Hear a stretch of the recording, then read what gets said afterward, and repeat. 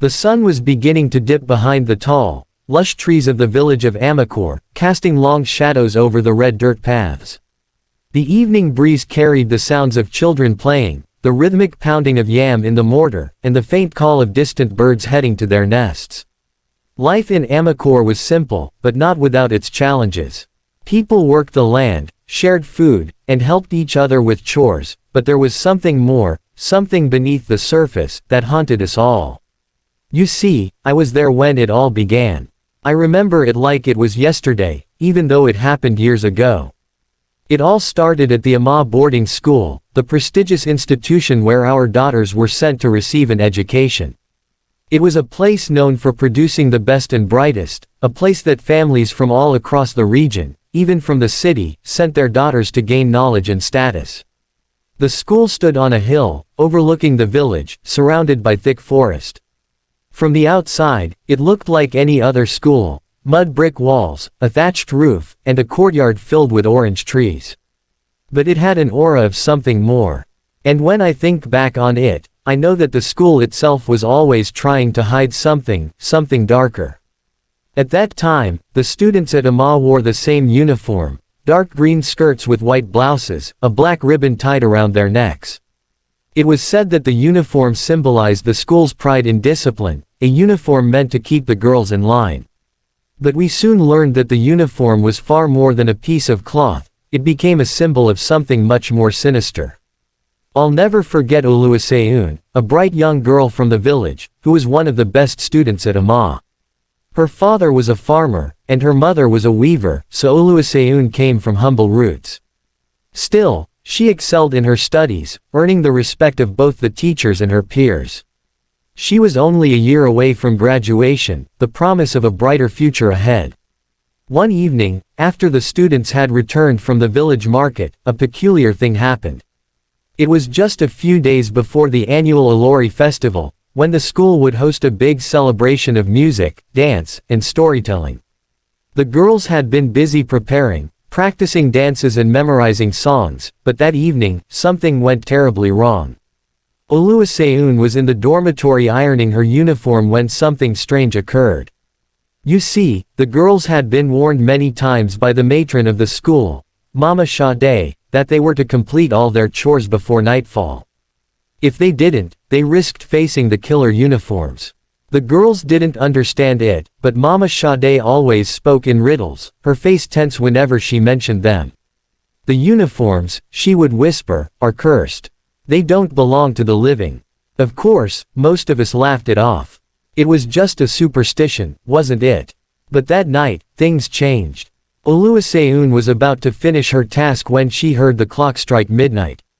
In a panic, she looked around the dormitory. She was not the only one still awake.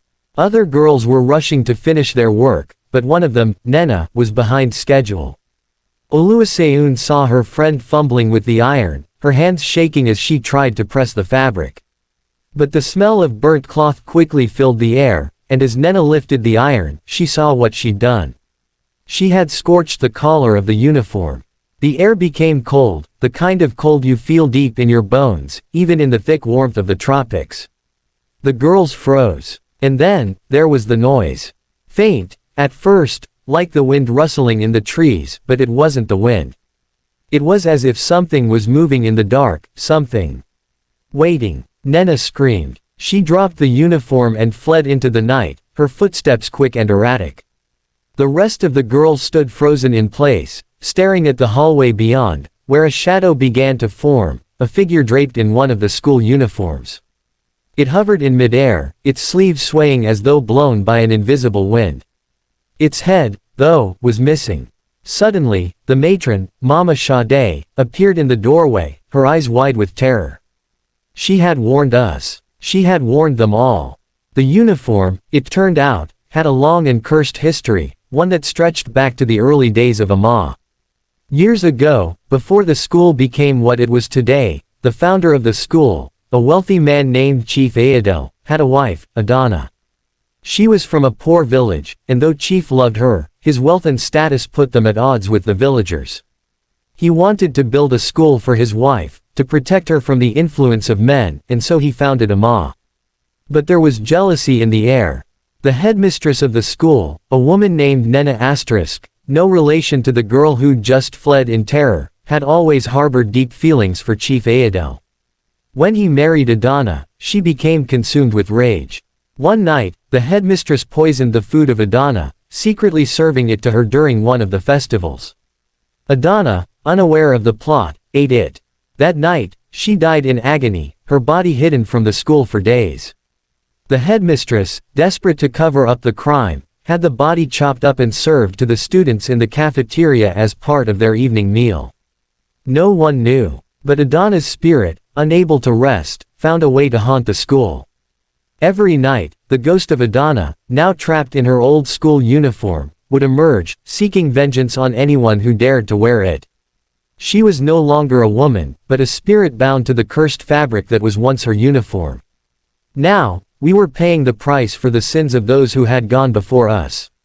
The spirit of Adana, along with the others who had fallen victim to the headmistress's jealousy, roamed the halls of Amawe, their souls trapped within the uniforms. Every night, they would come alive, searching for any student who might dare to wear one of the cursed uniforms. It wasn't long before the school began to fill with whispers, and soon, every girl in the dormitory knew that it was only a matter of time before they would face the cursed uniforms themselves. That night, I saw it with my own eyes. The uniforms, those once innocent garments, began to float through the halls of Amawe, moving with a life of their own. Their sleeves reached out, attempting to strangle the girls who had committed the sin of wearing them. The ghost of Adana, still in her tattered school uniform, was the leader of this haunting procession. As Oluwaseun ran through the school, she encountered one of the uniforms that had been brought to life. It lashed out at her, wrapping around her legs, and she screamed as she was dragged across the floor, fighting for her life. The last I saw of her, she was being pulled into the darkness of the hallway, her cries fading into the distance. By morning, Oluwaseun was gone. No one knew what happened to her, but we all knew. The spirit of Adana had taken her, and she was never to be seen again. In the days that followed, we learned of the curse that had been placed upon Amawe. The ghost of Adana, and the spirits of the other girls, would not stop until the headmistress was brought to justice. It wasn't until Mama Sade, who had known of the curse all along, helped us uncover the truth. She led us to the old orgy tree, the same tree where Chief Ayodele's wife had once stood and died.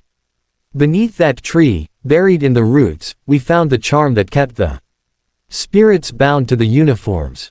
With the charm destroyed, the curse was lifted. The spirits were free, and the school, though changed forever, was no longer haunted by the restless dead. We buried Oluwaseun and the others with proper rites, and from that day forward, the school was never the same. The Amawe boarding school remained open, but its reputation was forever tainted. And we, the villagers, would remember the story of the killer uniforms, a cautionary tale of betrayal, jealousy, and the restless souls that haunt the places of the living.